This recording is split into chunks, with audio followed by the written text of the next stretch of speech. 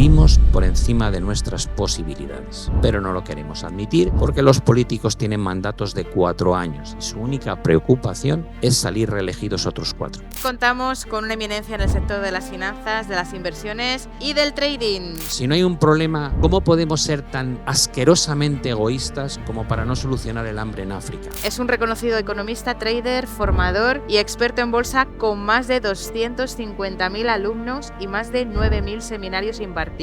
Cada vez que llega una crisis es muy bonito decirle al ciudadano: no os preocupéis, no vais a perder el trabajo. Está muy bien, pero no es realista. Tiene 5 hijos y ninguno se dedica a lo que él.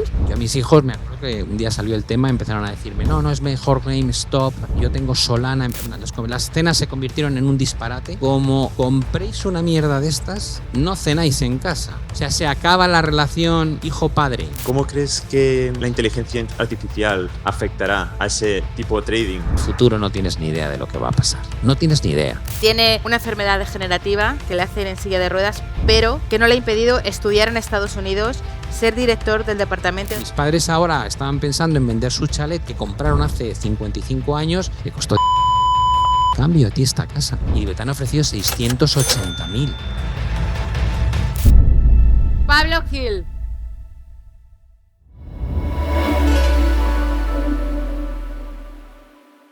Bueno, pues comenzamos con un tema potente. Ya veis que tengo aquí a mi lado a un gran acompañante. Vamos a hablar de previsión mundial y qué nos espera a los inversores en el 2024. ¿Apetece o no? Bueno, para ello contamos con una eminencia en el sector de las finanzas, de las inversiones y del trading. Es un reconocido economista, trader, formador y experto en bolsa con más de 250.000 alumnos y más de 9.000 seminarios impartidos.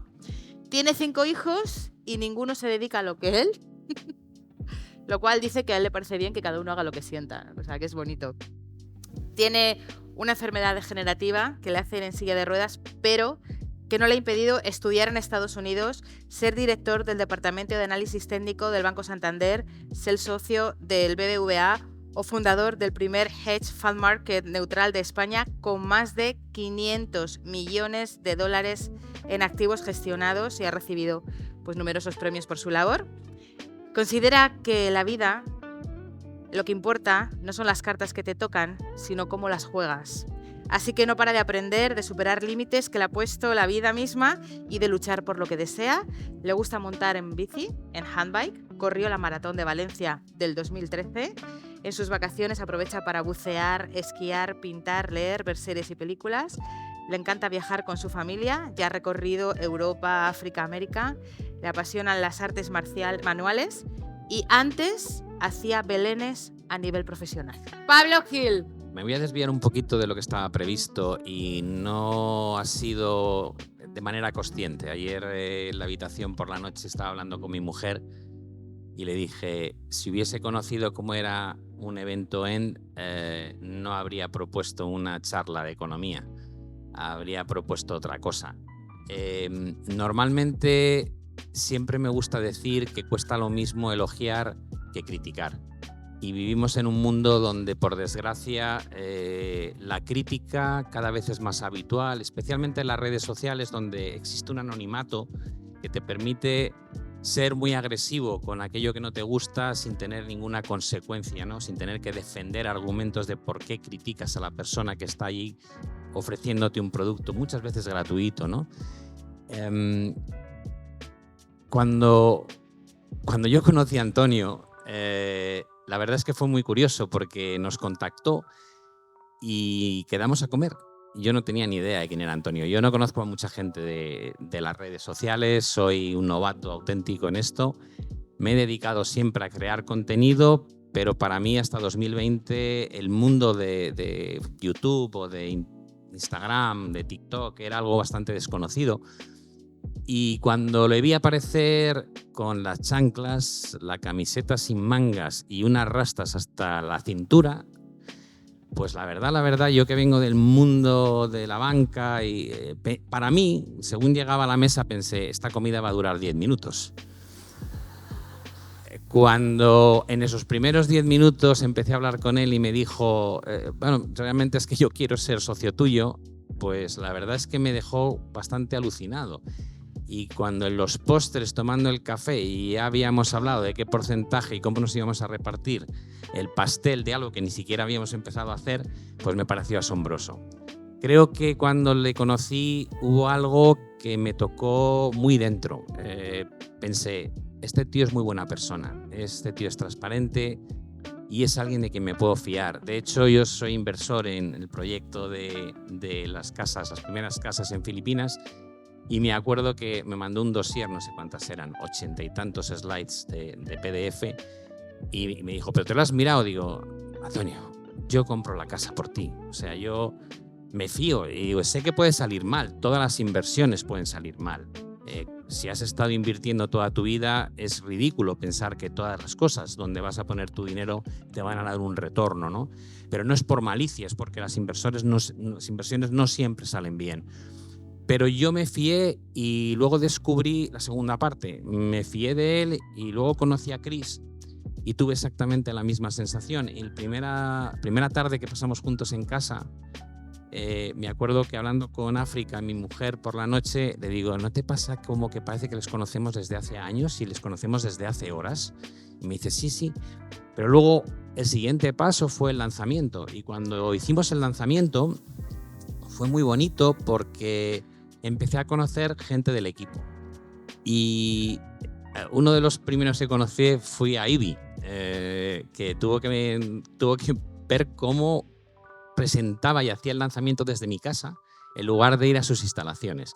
Y a 48 horas de lanzamiento había cosas que no funcionaban y yo decía, madre de Dios, este tío qué cuajo tiene, qué tranquilidad. No te preocupes, prueba esto, a ver, con una VPN, con un servidor externo. Y yo decía, no, si esto va a salir bien. Y yo decía, bueno, el día del lanzamiento estaban Antonio, estaba Ivy, había un montón de gente en la habitación de al lado, por supuesto mi mujer, mi equipo, Pepe y todos aquellos que no se les suele ver, como Belén, pero que son completamente necesarios. Alguien dijo el otro día, hablaba de, puedes viajar solo, puedes viajar acompañado, ¿no? Bueno, yo también opino que si no viajas acompañado, el viaje es bastante triste. Y ahí estaban todos metidos, yo estaba en mi despacho, Antonio me había hablado de cifras, yo le miraba y decía, Antonio, ¿qué te has fumado hoy, no? Porque claro, él tenía unas expectativas, creo que Pepe ya lo contó ayer, nosotros decíamos, bueno, pues no sé, 8 euros a membresía y tal, y Antonio me miraba y decía, pero tú qué estás pensando? Y entonces en un momento dado tuvimos una discusión muy bonita, ¿no? Decía yo creo que todo el mundo lo pueda comprar, ¿no? Y me decía, bueno, si es que tú ya estás dando pues una newsletter gratuita y unas simulaciones de trading gratuitas y unos vídeos los domingos gratuitos y unos vídeos los miércoles gratuitos y una entrevista en televisión gratuita y una entrevista en radio. Y dice, a la gente que no pueda llegar tiene un montón de contenido tuyo que puede consumir. Y luego está este producto que es un producto pues de pago porque tiene una calidad extra y aquellos que lo quieran comprar que lo compren, pero que lo compren al precio que se merece. Y me convenció de poner un precio que yo no sabía. De hecho, yo tenía en mi mente una cifra completamente ridícula. Yo le decía, hombre, si compran 100 será la bomba, ¿no? Y él me decía, ¿cómo 100? Digo, lo vamos a petar en nada. Y entonces yo estaba en el despacho, intentaba mantener el ritmo de lo que contaba de la presentación del producto y me acuerdo que había una pantalla, yo tengo como 4 pantallas, pues había una quinta pantalla donde él me escribía mensajes. Él estaba en la habitación de al lado y cada vez que me escribía un mensaje a mí me dejaba descolocado. Me decía, pues llevábamos, no sé, 40 minutos de lanzamiento y me ponía 350 ventas. Yo decía, ¿qué dice este tío? Ya, bueno, la cuestión es que yo no oía nada, estaban todos ahí calladitos en la habitación de al lado, susurrando y yo a mi bola. Duró casi 2 horas el lanzamiento.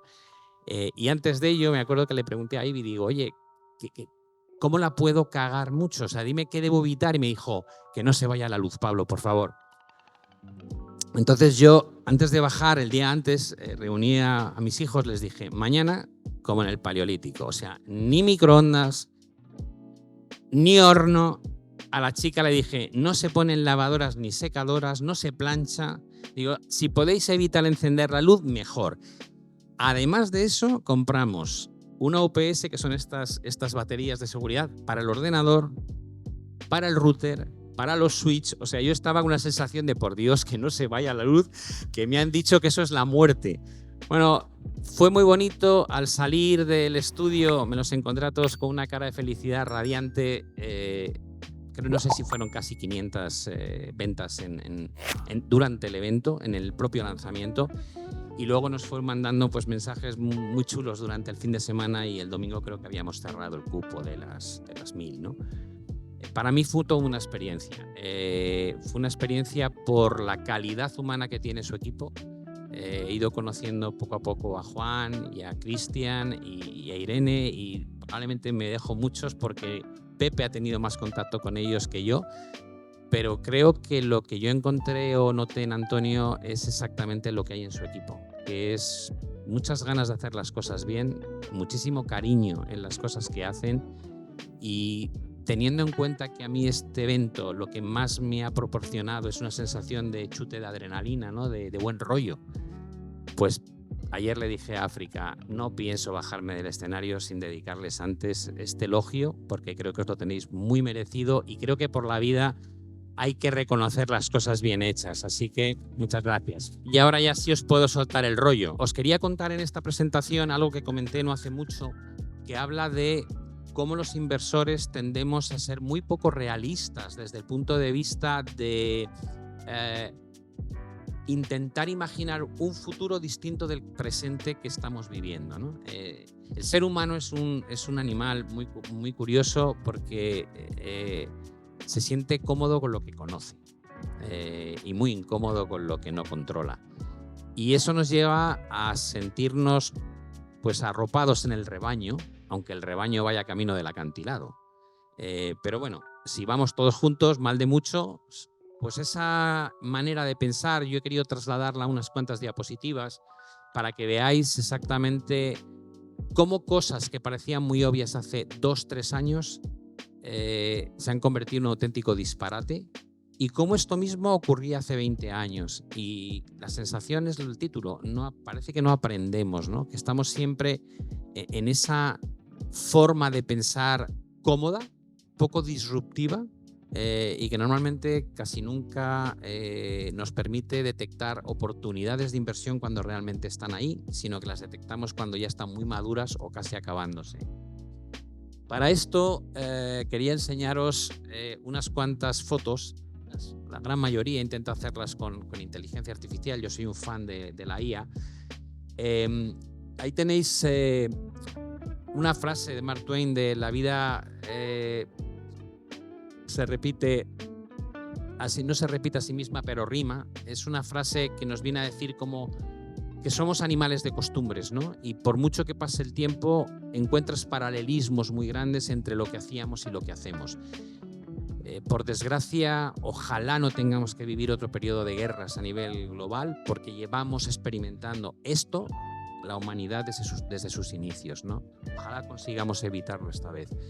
Y eso deja un patrón que suele ser muy habitual, que son esos ciclos que veis de cuando estamos abajo del todo hemos sentido el pánico, luego empieza la desconfianza, de ahí pasamos a la confianza, después pasas a la euforia, y es un ciclo repetitivo, ¿no? En nuestra manera de ver los mercados, en nuestra manera de ver la vida en general. Esos ciclos son naturales y deberíamos dejar que se produzcan por sí solos. Pero aparecen los gobiernos y los bancos centrales y creen haber encontrado una solución a todos los males. Y es una solución donde la medicación es mucho más grave que el problema en sí. Cada vez que llega una crisis es muy bonito decirle al ciudadano: no os preocupéis, no vais a perder el trabajo. A la empresa: no se preocupe usted, va a poder sobrevivir a pesar de que no facture nada durante unos cuantos trimestres. Está muy bien, pero no es realista. Cuando escuchamos los ERTEs, los programas de los ERTEs, por ejemplo, que se aplicaron en España, cuando escuchas que en Estados Unidos durante 2 años el gobierno mandaba talones, cheques a los buzones de los ciudadanos. Al principio uno piensa: jo, qué bonito, qué chulo, ¿no? No trabajo y cobro. Puedo seguir consumiendo. La empresa no factura, pero no echa a nadie, porque el gobierno le cubre un porcentaje altísimo del coste de ese trabajador. Estás rompiendo las reglas del juego.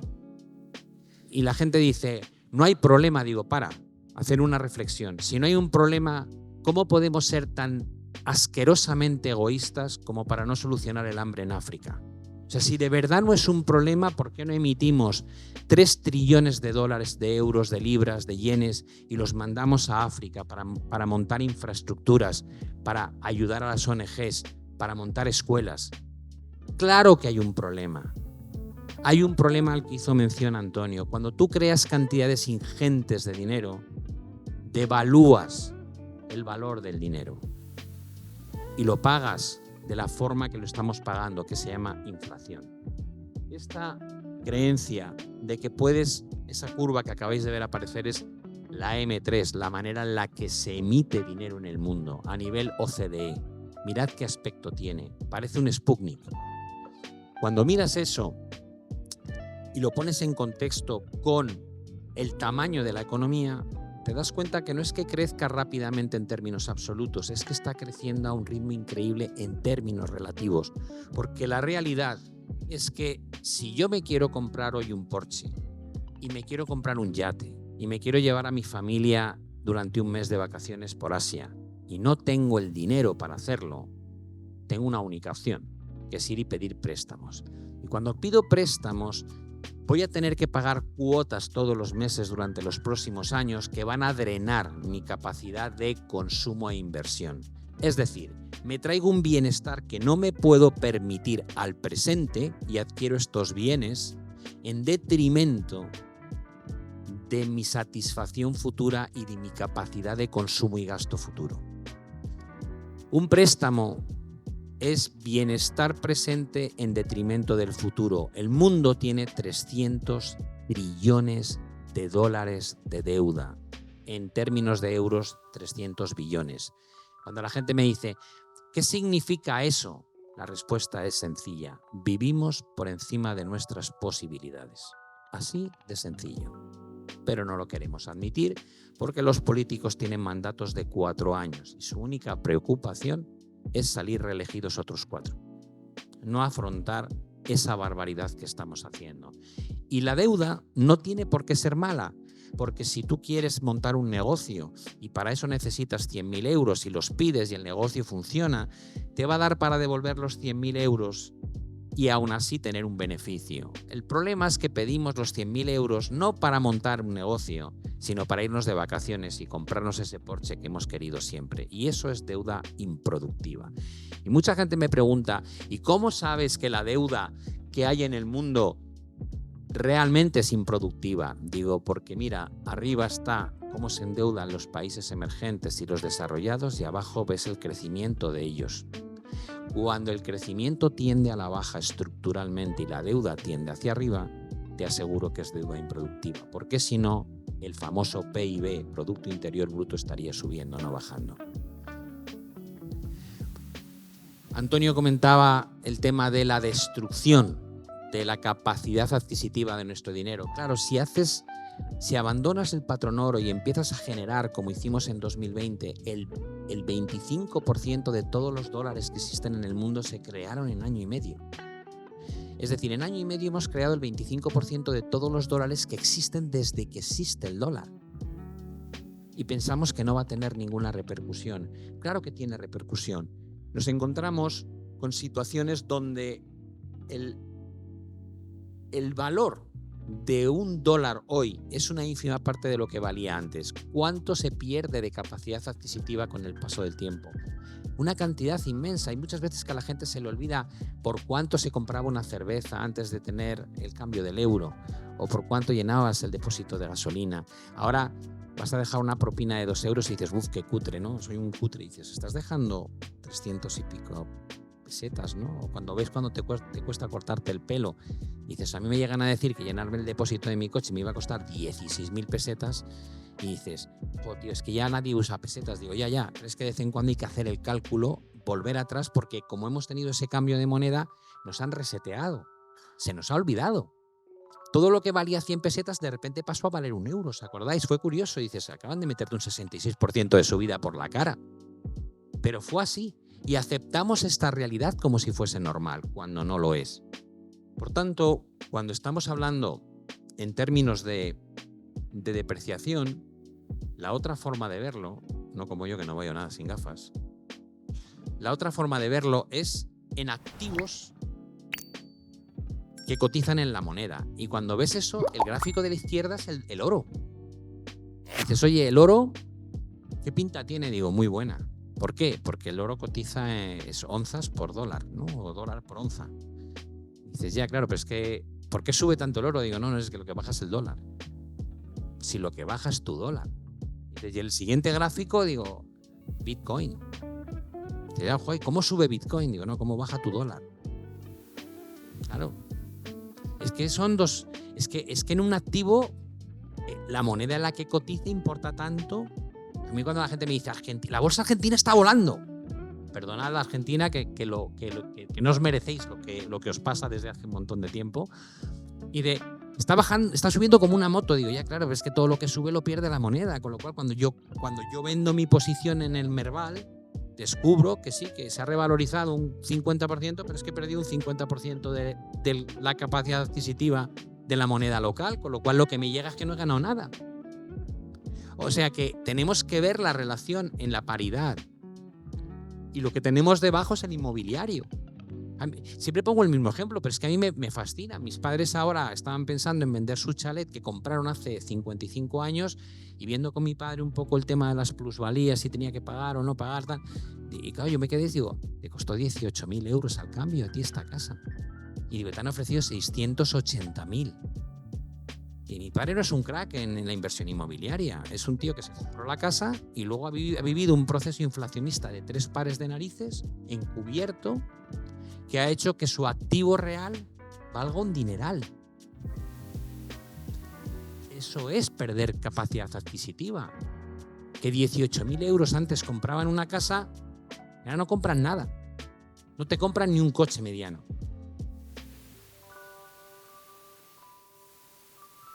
Hasta la bolsa. Mucha gente, la gente dice, la bolsa sube. Digo, la bolsa cotiza también en una moneda, ¿eh? Claro que la tendencia estructural es alcista, lógicamente. Pero porque tu dinero cada vez vale menos. Y eso nos lleva a algunas frases muy bonitas, ya hablando de lo que os contaba, del efecto de cómo pensamos los inversores, pues frases como la que decía Keynes, ¿no? Los especuladores no son una consecuencia, sino la causa de algo, ¿no? Nosotros nos vemos atraídos por las cosas, no iniciamos un movimiento siendo especuladores. El especulador viene a raíz de la gran subida. Casi nadie especulaba con Bitcoin a 15.000. A mí no me llamaba ni Dios preguntándome por Bitcoin cuando estaba a 15.000 y pico. Nadie. De hecho, los que me llamaban era para decir, esto se va a cero. Cuando tocó 70.000 de nuevo Bitcoin, todo el mundo me preguntaba, ¿va a llegar a 100.000, Pablo? ¿Va a llegar a 100.000? Digo, ahora me preguntas si va a llegar a 100.000 y cuando estaba abajo. Pero me pasa todo el tiempo. Oye, yo voy a comprar China. Estás loco, qué desastre. El desplome inmobiliario en China, los bancos, el crédito, los gobiernos locales, la deuda, el paro estudiantil. Y digo, sí, tío, pues se te olvida algo, que ha bajado un 75% la bolsa. Ya, pero pinta fatal. Digo, sí, hombre, claro, ¿cómo no va a pintar mal si ha bajado un 75%? Que lo quieres todo. A mí cuando me dice la gente, si el IBEX volviese a 7.000, me ponía a 8 a comprar. Digo, no, si el IBEX baja a 7.000 es porque ha pasado algo gordísimo. Pinta fatal. Y te van a bombardear en los periódicos con la mala pinta que tiene España. Tú lo quieres todo, tú quieres que estén los restaurantes llenos, los hoteles llenos, facturando por turismo, teniendo la economía de Europa que ahora mismo más crece en este instante y que el IBEX baje a 7.000 para que tú puedas comprar cómodo. Eso no pasa. No pasa. Y cuando tienes que comprar barato es cuando no apetece nada porque todo el mundo está echando pestes de ese activo. Y cuando todo el mundo está diciéndote Bitcoin, Bitcoin, Bitcoin, es porque ya ha subido mucho. Y el ambiente es de fiesta. Nvidia. Si quieres sentirte cómodo, compra Nvidia. ¿Por qué? Porque vas a las redes, pones Nvidia y todo el mundo dice que es una maravilla, que es la compañía que va a ser más grande dentro del Nasdaq 100 en breve, va a adelantar a Microsoft. Es la nueva apuesta por la IA. Si quieres ese rebaño, vete ahí. Ahora estás comprando a 50 veces beneficio ya, ¿eh? Con lo cual, cuando exploramos esta parte, que me parece muy interesante. También hay algunas otras frases muy bonitas sobre la irracionalidad en el corto plazo y la lógica en el largo plazo. Pero ya nos vamos a los ejemplos que os decía. En 2021 yo hice un vídeo de estos, hago muchos vídeos, criticando a Wall Street Bets. De hecho, me llamaron hasta de la radio y me echaron de la radio.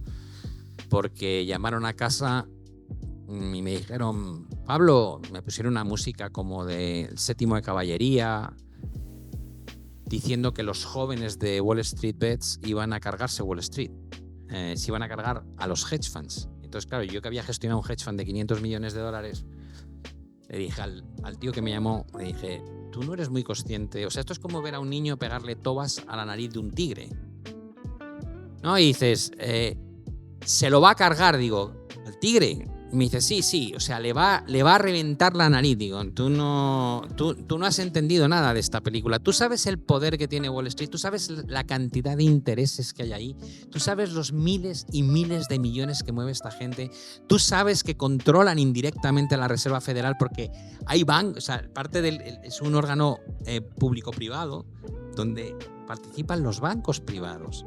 Digo, ¿tú te crees que te vas a cargar esto? Porque hay un grupo en aquella época eran 5 millones, porque hay 5 millones de chavales jóvenes que se reúnen en un foro de Wall Street Bets y deciden comprar aquellas compañías que pierden pasta simplemente porque detectan que los hedge funds están cortos y los quieren reventar en sentido opuesto. Digo, ¿tú en qué mundo vives? Entonces yo salí contando esto y dije, tú no puedes... Tu argumento no puede ser, se va a cagar, perdonadme por la expresión, ¿no? Se van a cagar los hedge funds. Y claro, yo miro y digo, ¿pero cómo puede ser tan iluso? Te podrás cargar a 1 o 2 que lo hagan mal. Pero es que hay cientos, hay miles de estos. Y entonces me decían, no, ahora van a por la siguiente. Ya se han cargado a este y ahora... Entonces me decían, ¿qué compran? Eran disparates. Pelotón. ¿Cuánto puede subir Pelotón en unos pocos meses? Ahí lo veis. Y cuando tú dices, yo a mis hijos, me acuerdo que un día salió el tema, empezaron a decirme, no, es mejor GameStop, yo tengo Solana. Las cenas se convirtieron en un disparate y yo a un momento decía, levantaba la mano, yo me dedico a esto. O sea, mi amigo se ha forrado, tal. Es que digo, perdonad, o sea, es que esto no es una moda pasajera, que yo es que llevo 3 décadas y media en esto. Y yo... me decía, no, ¿por qué tal? Porque digo, ¿por qué sabes de esto? No, porque es que mi amigo, digo, tu amigo, tráelo aquí que le voy a hacer un traje. La cuestión es que llegó un momento y le dije, como compréis una mierda de estas, no cenáis en casa. O sea, se acaba la relación hijo-padre. O sea, hice un mínimo de respeto por el sentido común, ¿no? Y cuando luego empezaron a caer, cayó Pelotón, y cayó AMC, y cayó GameStop. Y esta me encanta. En plena locura, cuando se nos va la pinza absolutamente al mercado en 2021, de repente un día me encuentro un índice de Goldman Sachs que se llama Índice de Tecnológicas que Pierden Dinero. Que eso que te quedas así y dices, lo he traducido más, es mal. Voy a usar ChatGPT para que me ayude. Y te digo, no, se llama así. Índice de Tecnológicas que Pierden Dinero, que habían subido más de un 400%. Y dices, pero vamos a ver, o sea, que alguien pare la película porque se nos está yendo la cabeza por completo. ¿Cómo puede haber gente que se compra un fondo de compañías que pierden dinero? Y ahí está. Y cuando dices a tus inversores o a la gente que te quiere escuchar, dices, pero señores, bájense de este carrusel, están ustedes como una puñetera regadera. Pues no ocurre. Te llegan a decir que no sabes, que realmente este es el futuro, que es que lo van a reventar los chavales de Wall Street. Bueno, la cuestión es que ya veis lo que ocurrió. La mayoría de la gente perdió pues todo. Los NFTs, la fiebre aquella que se desató, ¿no?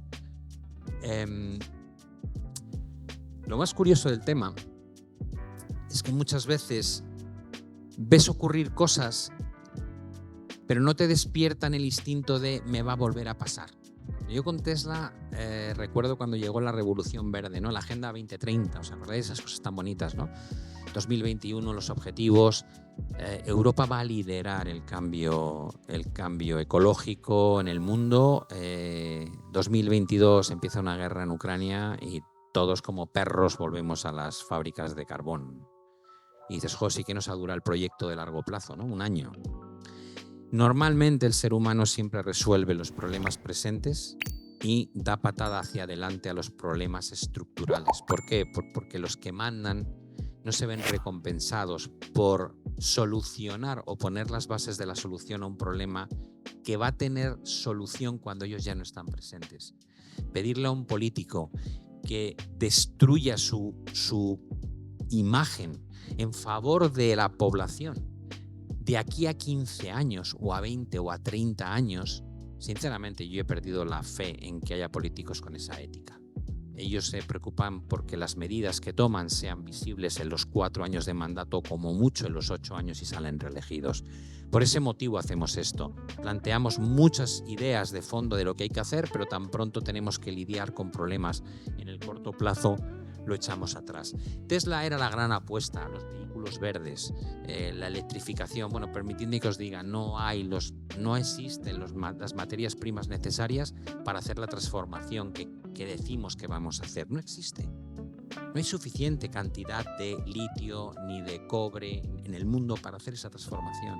Pero eso a nadie le importa, porque yo creo que ellos mismos, cuando lo plantean, saben que no la van a hacer en los tiempos que en principio se han marcado. La realidad es que Tesla parecía, de hecho llegó a ser, uno de los grandes valores de los 7 magníficos o de los FANG stocks y tal. Pero ahora lo estamos viendo. Han pasado 3 años, los chinos han empezado a fabricar coches eléctricos muy baratos. Es verdad que están con mucha subvención por parte del gobierno. La cuestión es que de repente el futuro de Tesla ya no es tan obvio como antes. Ya no nos parece que vaya a dominar el mundo de los coches eléctricos. Le han salido competidores por todos lados. Pero arriba del todo es donde la gente estaba emocionada con Tesla. Es donde se estaban poniendo gochos a comprar Tesla. Después el mercado cae un 60% y empiezan a entrar algunas que otras dudas. Y con la presentación de resultados recientes, las dudas todavía son mayores. Cuando nos vamos a ver estos gráficos, dices, Tesla valía más que todas las compañías de automóviles del mundo. Y de nuevo dan ganas de decir, por favor, paren la película. Para el momento la película, es que no nos da tiempo a razonar las cosas. Digo, ¿pero cuánto gana Tesla? ¿Más que todas las compañías del mundo? Y dices, no, 28 billones. Y dices, y los otros 1.300 y pico. Y dices, pues algo no encaja, ¿no? Es de sentido común. Y sin embargo nos dejamos arrastrar por la euforia descontrolada de nuestro entorno, de nuestro rebaño, y lo único que nos preocupa es todo el mundo se está forrando menos yo. Tengo que participar de eso como sea, aunque no entienda nada. Ese ejemplo lo podemos trasladar a Meta. Meta cambió su nombre, era Facebook. Jolín, todos lo conocíamos con el nombre de Facebook. Pero con la apuesta por el metaverso, Meta dijo, voy a cambiar mis siglas. Y lo hizo prácticamente rozando los máximos históricos, que luego hemos vuelto allí, y antes de un colapso de un 75% de la acción. Normalmente las jugadas obvias suelen estar, como decía antes, más cerca de un final que de un principio. Cuando tú te planteas Nvidia hoy tiene un argumento de peso solidísimo. Y dices, hombre, claro, es que fabrica, es que casi tiene el control de la fabricación de las tarjetas, de los chips que más potencian el uso de la IA. Digo, claro, sí, es verdad, sí. Y tú das por hecho que los próximos 10 años va a ser esto mismo. Igual te dabas por hecho que Tesla va a ser esa compañía, la única compañía que va a fabricar coches eléctricos en el mundo. ¿Qué pasa? Que ya empiezas a ver cómo Amazon, como Microsoft, como Apple están invirtiendo cantidades ingentes en la fabricación de sus propios chips. ¿Cuánto le va a durar esto a Nvidia? No lo sé. 1, 2, 3 años. ¿Quiere decir que no va a ser de las de arriba? Digo, no, Tesla también es de los de arriba. Claro que va a seguir siendo de los de arriba, pero no va a ser el único. Porque lo más difícil no es ser el número 1. Lo más difícil es mantenerte en el número 1, porque cuando tú descubres algo que es excelente, te lo copian. El primer iPhone estuvo genial, pero poco a poco entre el iPhone y otros modelos Android cada vez hay menos diferencias. te copian el éxito. Lo difícil es siempre estar demostrando creatividad por encima de la industria para ser innovador año tras año. Eso es dificilísimo. El comportamiento de los FANG stocks, de los 7 magníficos, como queréis llamarlos, los Apple, los Amazon, los Nvidia, los Microsoft, los Teslas, ya representan un peso enorme en los índices, lo cual quiere decir que la jugada está ultra extendida y pesan mucho, pero sus beneficios no representan lo que pesan. Por eso están tan caros. Y la gente te dice, ya, pero es que en el futuro, digo, el futuro no tienes ni idea de lo que va a pasar. No tienes ni idea. Te dejas llevar por lo que parece que va a pasar. Cisco, año 2000. Cisco era una compañía que iba a enrutar el mundo, es decir, iba a encargarse del desarrollo de Internet a nivel global. Si a mí me paras en 2000 y me dices, defiéndeme Cisco, ¡buah! Alucinas lo que te cuento. Digo, bueno, es que esto es el no va más. Esto va a cambiar el mundo y va a ser esta compañía. Dices, sí, pero no hemos vuelto a los picos del año 2000 todavía. Han pasado 25 años. Y Internet es lo que es, un éxito absoluto. Pero eso no justificaba las valoraciones. Dices, ya, pero ¿qué me dices de Nokia?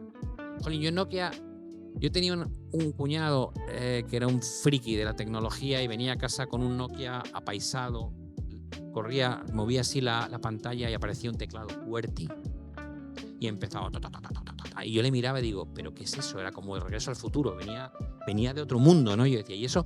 Y se ponía a jugar un juego de coches. Y yo con mi teléfono, que se veía una ventanita básicamente donde venía el número. Y yo era como, ¿pero de dónde has sacado ese pepino? Y me decía, es que esto es como una Game Boy, pero además teléfono. Claro, yo decía, Nokia es el futuro.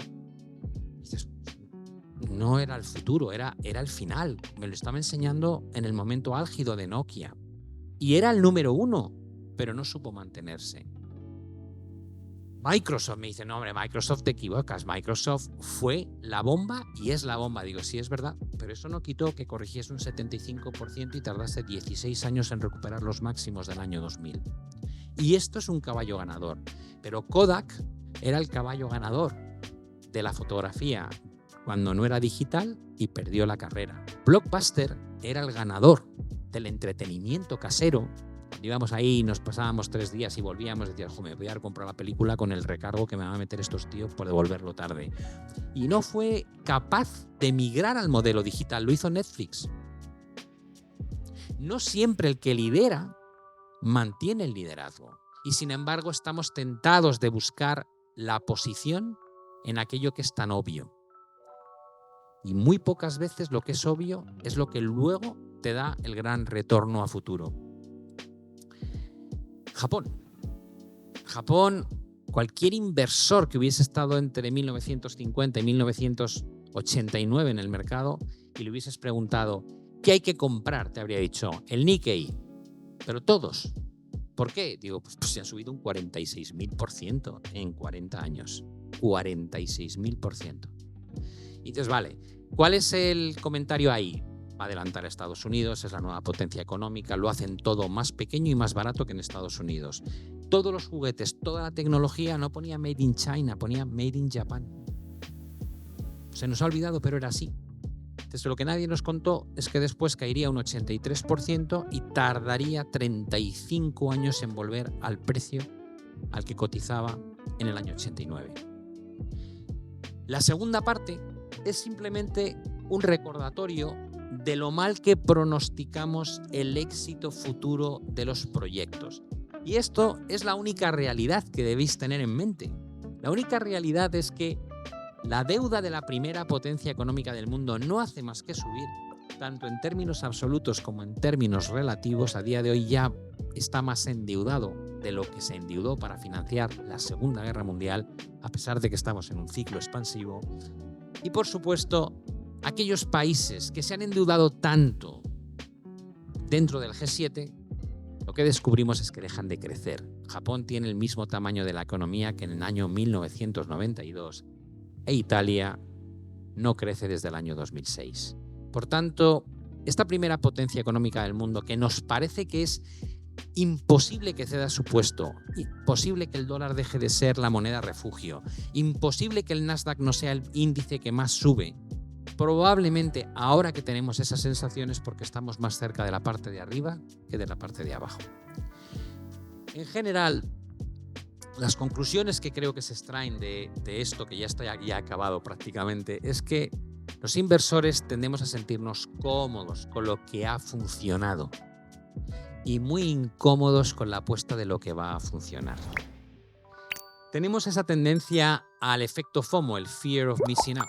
Es cuando todo el mundo te cuenta cómo se está forrando con una idea, tú te vas a casa con un rum en tu cabeza aquí atrás diciendo, yo soy el único imbécil que no tiene esto. O sea, todo el mundo se está forrando menos yo. Y al final acabas entrando tarde y mal. Acertar los ganadores es dificilísimo. Pero a pesar de eso, seguimos intentándolo una y otra vez. Estas dos frases últimas son mías y yo os diría que la historia no es más que un recordatorio de cómo pensábamos que sería la realidad futura y cómo acabó siendo en realidad. Por eso me encanta estudiar la historia y repasar las grandes cagadas, como cuando yo decía Nokia va a ser el teléfono y no aprendí la lección, me equivoqué y luego dije, espera, segunda oportunidad, BlackBerry. Yo tenía Blackberries, tengo como 4 en casa, ¿verdad? Y yo decía, os veo ahí con el tecladito y tal. QWERTY, teclado QWERTY, BlackBerry, el teléfono de los directivos de las empresas punteras. La volví a cagar. Es muy difícil acertar. No penséis que lo que hoy es el éxito va a seguir siéndolo durante los próximos años. La segunda es que os debéis cuestionaros todo. Tenéis que generar vuestro propio criterio. Es una cosa muy difícil, tener confianza en vuestra opinión, porque os van a bombardear. Y la gente es muy mezquina. Y basta que tú digas, pues yo creo que hay que comprar China para que te escriba todo Dios diciendo China es una mierda. Parece que están esperando a que lo digas. O yo tengo oro. Buah, el oro. Cuando cuando los tipos se pongan en tasa real positiva, te vas a meter un guantazo. Da igual, los memes. Tú no tienes memes stocks, es que tú eres un inútil, han subido 1500%. Os van a machacar, pero da igual. Lo que tenéis que pensar es que a la hora de iros a la cama, lo importante es dormir tranquilo. Y dormir tranquilo significa, yo tengo un método, sigo mi método, soy disciplinado, sé que a veces sale bien, otras veces sale mal, pero al menos soy coherente. En lugar de ir como una gallina sin cabeza, persiguiendo a otras gallinas sin cabeza, porque realmente nadie sabe por qué nos hemos metido en esta euforia compradora que no tiene en muchísimas ocasiones ni pies ni cabeza. Y cuando te caes por el barranco, todavía te estás preguntando qué hago yo con esta panda de inútiles. Y dices, no, son tus compañeros de viaje, tío, no son inútiles, estabais felices cuando aquello iba bien. Con lo cual, tened un poquito ese espíritu de crear vuestro método, valorar las cosas en base a vuestro criterio y no el de la masa, y ser un poquito disruptivos cuando hagáis las cosas. No pasa nada, muchas veces sale mal. Lo importante es que cuando perdamos sea controlado. Un buen trader, un buen inversor no es el que acierta siempre. Un buen inversor es el que cuando acierta gana mucho más dinero del que pierde cuando falla. Muchísimas gracias. Vamos a hacer algunas preguntillas, que está aquí Marc que quiere preguntar alguna cosilla. Pero antes de la pregunta, déjame 2 minutillos. Te voy a hacer yo algunas preguntas. Lo primero, le dije, Pablo, tráete libros. Y me ha dicho que has traído poco. 6 o 7. Entonces, bueno. No he aprendido nada del lanzamiento. Me conste que en la feria del libro le dije a mis padres y a mi familia cercana, a mi hermana, digo, venid, que me daría mucho apuro que en la caseta no haya nadie. Y cuando llegaron me dijeron, eres un desgraciado, hay como 2 horas de cola. Digo, joder, tío, yo hago muy malas previsiones para mí, lo reconozco. Vale, si quieres comentar un poquito, porque yo creo que, bueno, la gente que quiera profundizar un poco, que a lo mejor algunos de vosotros ya conocéis un poquito de economía, pero a otros a lo mejor los gráficos han sonado un poco a chino. Yo digo que en el mundo de los lanzamientos, esto que acaba de contar Pablo os sirve, seguro. Porque entender cómo funciona realmente la economía, el dinero, la geopolítica incluso, ¿no? Obviamente influye en un lanzamiento. O sea, una guerra influye en el lanzamiento. El COVID influye en el lanzamiento. Muchas veces son indicadores contrarios. Por ejemplo, el COVID influyó positivamente en un lanzamiento porque todo el mundo estaba encerrado. Al final, a veces no es lo que está pasando fuera, no es lo que pasa en Internet. pero a veces sí que pasa, ¿vale? Entonces eso también lo tenéis que tener en cuenta. De hecho, normalmente se venden más cursos cuando la economía es un poquito más boyante o cuando Bitcoin, que me ha pasado a mí mucho, está subiendo mucho, porque muchos inversores, pues bueno, se sienten como más abundantes o más hay euforia y como que se lo piensan menos para comprar productos, sobre todo high ticket, ¿vale? Y luego, con Pablo, en el día 3 de junio, creo que el lunes, tenemos un directo, ¿vale? Entonces simplemente os podéis apuntar ahí, en pablogiltrader.com, y Pablo pues va a contar cositas, ¿no? Sí, mira, yo una de las cosas que habéis dicho en varias de las mesas redondas que habéis organizado, que me parece que es totalmente real, es, alguien dijo, no puedes dar el 100% en el lanzamiento porque luego llega el momento del delivery, ¿no? De la entrega. Yo delego el lanzamiento 100% en mi equipo. De hecho, no digo que no me importe, pero estoy tan obsesionado con que el producto sea... Yo siempre he dicho que el producto es mi imagen y yo la quiero cuidar, ¿no? Entonces, cuando me preguntan, no hay que hacer tal cual, digo, no, lo que hay que hacer es hacer el producto bien y darlo bien todas las semanas y que la gente salga contenta y que el feedback sea bueno. Digo, lo otro es solamente el camino para darlo a conocer. Digo, pero la esencia es el producto y yo que lo doy. Con lo cual, muchas veces tenemos ese choque bonito, ¿no? De, no, es que tendríamos que... Digo, no, lo que hay que hacer es el producto bien. Digo, si el producto es bueno ya se venderá, ¿no? Entonces, el otro día tuvimos un pequeño problema con Vimeo, se cayó, me acuerdo, la conexión en todas las semanas hacemos hora y media y yo estaba obsesionado con que nos diesen una respuesta a los técnicos de lo que había pasado para poder contárselo a mi audiencia y decir, oye, mira, sé que algunos salisteis del semi y no pudisteis entrar, luego queda grabado, lo podéis ver, digo, pero mi obsesión es, se lo debo a ellos, les debo una explicación de por qué diablos hubo algunos que no pudieron estar, ¿no? Creo que cuidar a tu cliente es la esencia de lo que piensan de ti, de la imagen que tienen de ti y de lo que les corresponde después de haber pagado por tener un producto de pago. Nosotros en junio vamos a lanzar un segundo lanzamiento, vamos a hacer, y para mí condensa lo que he aprendido en 40 años, ¿no? Es un curso con 3 piezas. Una es cómo entender la economía a nivel... gente que no tenga estudios, simplemente la economía para no economistas y cómo impactan los mercados y las decisiones de inversión. El segundo se llama metodología de inversión, que es cómo puedes afrontar el mundo de la inversión de distintos perfiles, si eres de largoplacista, si eres swing trader, si eres trader agresivo, técnicas de análisis, sistemas de trading y cosas. Bueno, ahí tocamos todo, el efecto de la inflación, lo explicamos muy en detalle y por qué eres inversor, te guste o no te guste, desde el mismo momento en que tienes un euro. Y si no lo cuidas, ese euro cada vez vale menos y compra menos. Y luego uno muy bonito que es psicología del trading, que es qué pasa por la cabeza, esto que hemos visto aquí en detalle muy rápido. ¿Qué diablos nos ocurre cuando nos ponemos delante de la pantalla y tenemos que tomar decisiones de inversión, que hacemos unas estupideces que visto desde fuera nos dejarían flipaos? Pero cuando estamos dentro nos parece muy razonable. Bueno, pues todo esto, los errores típicos, por qué se cometen, qué teoría hay detrás que lo explica, es ese compendio de lo que vamos a presentar el día 3 de junio. Ahí lo podéis ver porque vais a aprender de economía seguro y también documentar ese lanzamiento. Porque una de las maneras muchas veces más, bueno, iba a decir sencilla, tampoco es sencillo, pero una de las mejores maneras es entender lo que están haciendo lanzamientos que funcionan. Yo la verdad que no tengo ni idea de cómo va a ir ese lanzamiento. Producto nuevo. Es verdad que sí que tiene un viento de cola porque digamos que es continuación de un producto que Pablo también estaba trabajando previamente a conocernos, pero yo estoy seguro que os va a merecer la pena, los que os guste el mundo de los lanzamientos, meteros en ese directo. Y pasamos a algunas preguntillas, ¿te parece, Pablo? 5 minutillos. ¿Sí? Por supuesto. Vale, venga, por aquí tenemos micro. Ahí va. Hola. Vale. Tal y como está hoy el mundo, que casi todo el 90% está automatizado, incluso en los mercados vemos que hay un montón de algoritmos que están automatizados.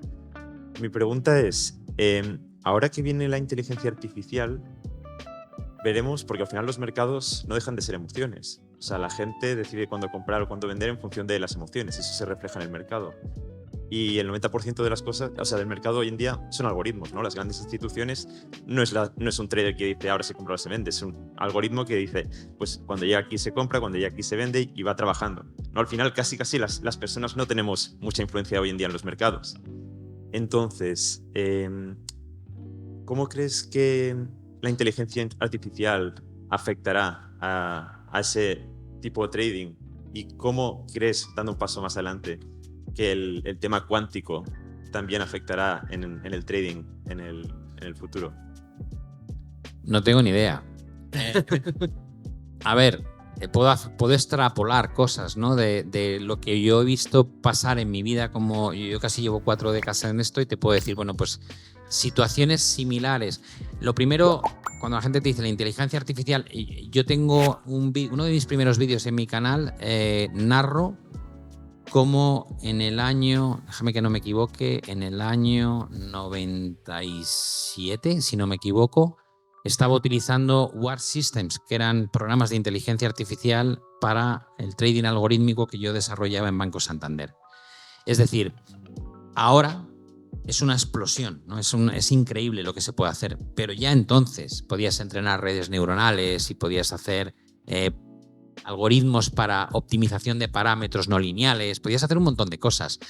Con lo cual, ahora se ha convertido en algo que todo el mundo puede hacer. Se ha convertido en algo que es accesible. DALL-E 3 o ChatGPT o Perplexity o Stable Diffusion son cosas que cualquiera se siente un genio, ¿no? Te pones ahí, escribes 4 y te hace un dibujo, un gatito, un tal, digo, eso es la leche. Pero esto lleva mucho tiempo, ¿no? Cuando dice la gente los algoritmos, digo, llevamos viendo CTAs, que son sistemas de trading automáticos. Yo hacía esto para Banco Santander en la década de los 90. Es decir, no es nada nuevo. Y dices, ¿ahora va a haber más? Digo, sí, el trading algorítmico, claro que pesa. Digo, pues si las máquinas fuesen lo único que controlan esto, te aseguro que Nvidia no cotizaría donde cotiza. Eso es el ser humano. Esto que acabo de enseñarte de 2021, eso no lo hace una máquina. La máquina es menos torpe. O sea, tenemos que ser unos cuantos zumbaos con el turbante, 4 copas y ¡wow! O sea, eso es comportamiento de zumbaos. Cómprate la compañía que no. Lo vamos a petar con las compañías que pierden dinero. ¡Wow! ¿Sabes? Que hay que estar muy, muy grillado para comprar esas cosas. Y ahí estamos, comprándolas. ¿No? Que ha sacado un dibujito tal y ha dicho Elon Musk que esto va a ser la caña y todo el mundo lo compra. Y dices, pero tío, que es un dibujito. Que es un dibujo. Pues da igual. Entonces, yo no me preocuparía tanto por el control de la máquina de los mercados financieros. Es una herramienta más y va a tener su peso. Igual que lo tendrá, luego se diluirá y de repente un día descubrirás que hay fondos que son solamente puros algorítmicos, pues ya los tienes desde hace 10 años. Serán más sofisticados. Con el tiempo harán mejor la gestión que la mayoría de los fondos indexados. Digo, sí, también lo creo. Ya hemos visto la metamorfosis a los ETFs, ¿no? Como casi todo el mundo compra ETFs en lugar de comprar fondos cotizados. Va a ser algo más y será lineal. Yo no me asustaría por lo que nos depara el futuro. Simplemente hay que entenderlo y adaptarte. Eso es lo único. Gracias. ¿Vale? ¿Alguna preguntita más? Hola, Hola, ¿qué tal? muy bien, muchas gracias. Bueno, en algún libro yo leía, yo soy un poco curiosa también con ese tema de la economía, aunque no hago inversiones ni nada, pero sí me gusta entender. Entonces en un libro leía que hay como 2 formas de hacer dinero. Una que es como real, digamos el dinero real. Por ejemplo, yo compro huevos, harina y hago una torta y la vendo. ¿Sí? Ahí estoy produciendo algo y generando dinero por un producto. Y él decía, hay otra forma que es dinero financiero, que es como, tengo un dinero, lo invierto entonces alguien dijo, ahora tu dinero vale 10% más y yo ahora tengo 10% más dinero. Entonces es como un poco dinero real y dinero no real. Entonces, no es digamos, no es por decir que uno es mejor que otro, pero entonces sí como que el dinero real como que genera más cosas reales, ¿no? Cuando nos metemos en todo este mundo de la inversión, es como muy, sí, dinero, pero dinero que no se produce, que no existe. Y no es una crítica, sino es más bien algo que yo siempre me he preguntado, ¿cómo podemos hacer ese equilibrio? Porque yo entiendo que también la economía del capitalismo nos ha llevado como a querer mucho, a generar mucho de ese dinero que no es real y olvidarnos mucho de generar más dinero real.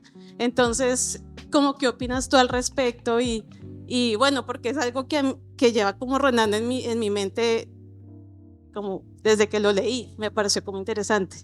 El primero es tú creas algo que tiene un valor porque haces una metamorfosis del producto de partida. Es decir, tú juntas una serie de materias primas y produces en un proceso de producción, produces un bien que es distinto a lo que lo compone y eso agrega un valor.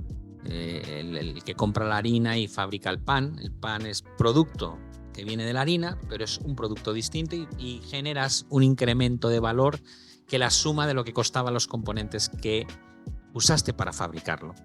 Yo cuando genero un contenido para un curso, agrego un montón de conocimientos, los empaqueto, le doy una forma, le doy un aspecto, lo grabo en una calidad X, lo imparto, lo cuento desde mi experiencia y ese producto vale más que los conocimientos en sí que están ahí, que los tienes en internet, los podrías conseguir en internet, pero claro, sería costosísimo y no te lo van a contar como te lo cuento yo. Igual te lo cuentan mejor o peor, pero no como yo. Con lo cual, ese es el salto. Y luego está la otra parte. La otra parte es más divertida. Es cuando Antonio me dice compra la villa, yo pienso, ¿para qué la quiero? ¿Para ir? Digo, Antonio, no me voy a pillar un vuelo de 15 horas para irme a la villa en Filipinas, tío. No, siento, pero no. A otros sitios igual voy con más ánimo, pero ahí no. Entonces yo lo pienso en términos de especulación o inversión. Y es muy curioso porque a partir de ese momento yo paso a pensar en otros términos. Es cuánto pago yo por esto y cuánto van a pagar los demás por esto mismo dentro de 2 años.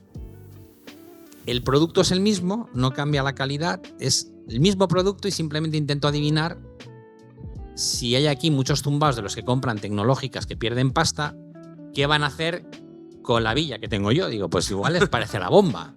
Y en esa expectativa de cuánto se va a revalorizar mi inversión, baso la decisión de cuánto dinero quiero poner. En uno fabricas un bien, en el otro no fabricas nada. En uno tú eres el que da un salto en la cadena de producción cambiando las características originales de lo que usas y en el otro simplemente te metes en la cabeza de la gente diciendo ¿se les ocurrirá a estos tumbaos que esto tiene que valer 10 veces más? Y si es así, quiero estar. Son 2 juegos distintos, igual de válidos. Son 2 deportes. Como inversor puedes hacer uno u otro, puedes hacer los 2. Probablemente diversificar sería lo mejor. Evidentemente el primero te deja un regustillo más sabroso de he creado algo. Pero el segundo también sabe muy rico cuando te sale bien, ¿no? Compré por 10, lo vendí por 20, qué pasada. Bueno, pues sí, es la realidad de cómo vivimos y sí, es una reflexión bonita. Muchas gracias. Muchas gracias a todos.